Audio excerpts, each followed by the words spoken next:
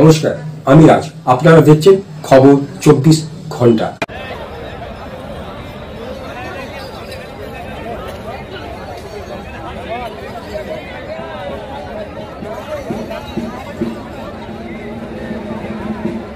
ঘোষণায় দৌড়াবে তখন আমাদেরও করতে হবে।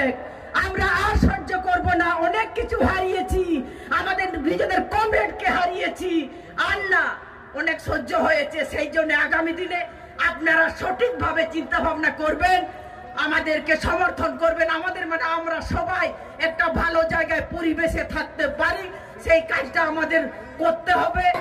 এই কয়েকটি কথা বলে আপনাদের সবাইকে নমস্কার জোহার জানিয়ে আমি আমার কথা শেষ করছি। আমি প্রথমে আপনাদের কাছে একটা বিষয় অনুরোধ করে, আমার কয়েক 4 দিন ধরে যে সম্মেলন অনুষ্ঠিত হয়েছে, অভিনন্দন। সেই সম্মেলন ঐতিহাসিক সম্মেলনে পরিণত হয়েছে। আমাদের কমরেড বন্ধুগণ ও মা বোনেরা, গত 3 মাস যাবৎ আমি প্রথমে আপনাদের কাছে একটা বিষয় অনুরোধ করে, আমার কয়েক 4 দিন ধরে যে সম্মেলন অনুষ্ঠিত হয়েছে, একটা প্রতিযোগিতা শুরু হোক। সেই সম্মেলন ঐতিহাসিক সম্মেলনে পরিণত হয়েছে।